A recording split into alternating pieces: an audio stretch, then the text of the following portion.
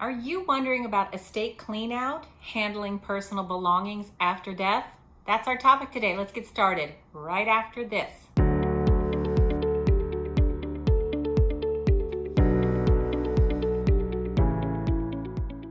Hi, I'm Kim. Welcome back to my channel. For those of you who are new here, I am an expert at helping estates, representatives, executors, administrators, and trustees with homes in probate or trust administration here in San Diego, California. We're going to talk today about estate cleanout and how to handle personal belongings after death. As you either know or will be finding out, there are a lot of things to consider when handling a loved one's personal belongings after they've passed away. You will have estate cleanout costs, and these could be things that need to be addressed when you're in an emotional or stressful time for you and everyone involved. The estate liquidation business is usually involved when there has been some type of a life change. These events could be downsizing or the passing of a loved one. Sometimes divorce is involved in it, and sometimes just crippling death will cause for an estate sale to be necessary. And these events typically will require some type of an estate cleanout service. And since the American population is quickly aging, almost 10,000 Americans are turning 65 every single day. So there are many folks that are experiencing downsizing, and unfortunately, there are many deaths that are occurring each and every day. These life events are significantly more burdensome when it is due to the death of a loved one, mainly because more often than not, the grandparent or the parent has had decades to collect various things. You know, we're all living here in America, and we do tend to purchase lots of things, and especially over a lifetime of 80 years, of course, there's going to be a tremendous amount of personal property for the executor, administrator, or trustee to address. So going through these accumulated items and separating them into what's saleable, what's not saleable, making sure family and friends of the decedent do obtain their momentos and things that the decedent wanted them to have prior to having any type of an estate sale. All of this, of course, could be pretty overwhelming and time-consuming. So I've come up with 7 tips to help you through the process of preparing for an estate sale or a cleanout. When an estate sale is necessary, the person that is approached is typically an estate liquidator. You'll be surprised to know, because I was, that in the United States, there's approximately 14,000 estate liquidators. There's even an American Society of Estate Liquidators. Members of that organization must meet a strict requirements and certain education requirements also. They also must abide by a code of ethics, just like a realtor. But it is estimated that many estate liquidators do not have any formal training. Essentially, anyone can set themselves up as an estate seller. If you're facing a situation where you're considering an estate sale, there are a number of key points to be aware of. And now here are my 7 tips to help make this situation a little less stressful. Number 1, find and set aside key financial documents. You're going to want to locate will, trust, any kind of documents left by the decedent having to do with their estate. You're going to be wanting to look for life insurance policies and any type of real estate documentation, perhaps deeds and titles to things. You'll need to find the recent bank statements. You'll want to retain any type of stock certificates, 401k information, tax returns, and receipts.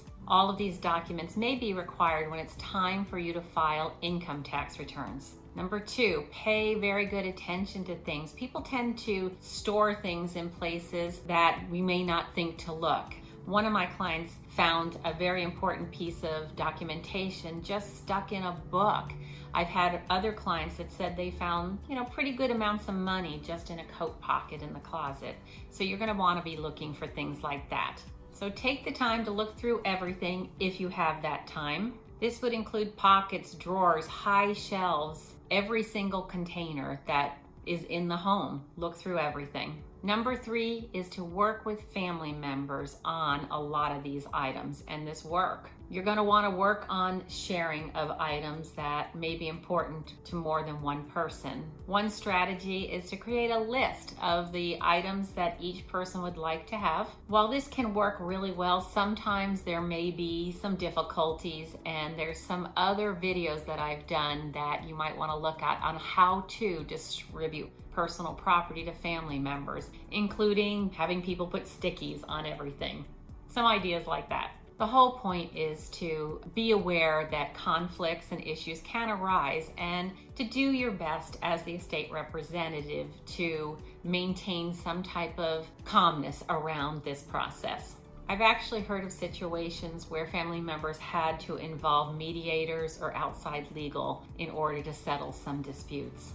Number 4 is to try to find memorabilia and photos. Of course, oftentimes items like these, photos and memorabilia, have little value to people that are outside of the family. However, they could be irreplaceable for certain family members who really would like to have them. The idea is to think of future family members, the grandchildren that may want to see that scrapbook or those photos from their grandmother.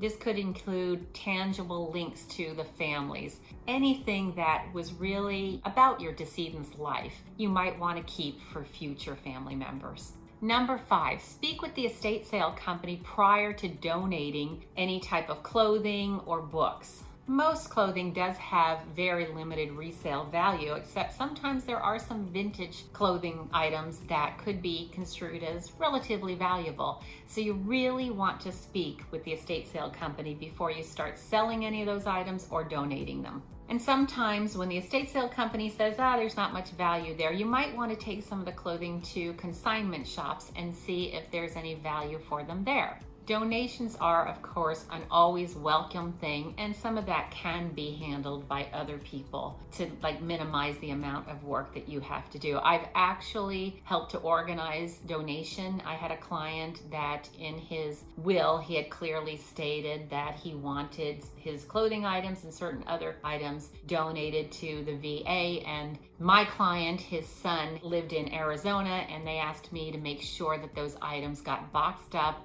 and were donated to the VA. So I made sure that happened for them, and that made them happy that their father's wishes were carried out.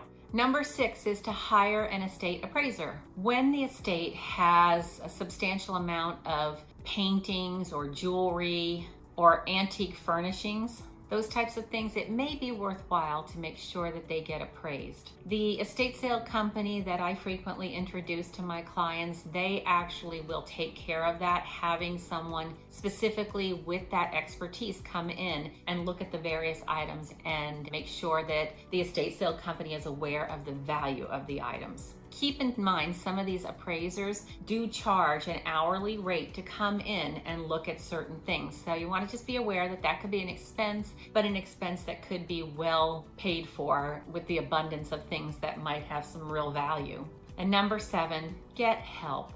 This type of work can be overwhelming both physically and emotionally. Some of the tasks are simply monotonous and take a lot of time, like sorting through all of the paperwork. I'm working with a client right now that his mother has passed away, and he is painstakingly going through the boxes and boxes of paperwork that his mother left behind. And he did get his son to start helping him so that it could move along a little bit faster and make life a little easier for him. Other tasks are physically exhausting, such as moving furniture or cleaning and possibly hauling items and throwing away items. This is where the services of a buyout company can be invaluable for you. A buyout company will come in and they'll look at everything in the home, and they will offer pennies on the dollar, because remember, they're going to be taking care of everything, packing it all up for you, taking the good, the saleable, and getting rid of items that no one would even want today.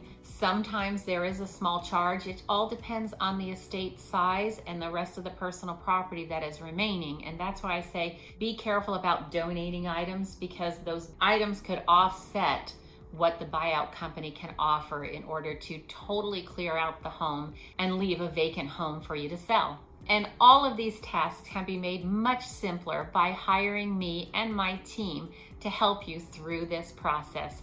We've been doing this for almost 20 years, and it is something that I believe we've become very good at.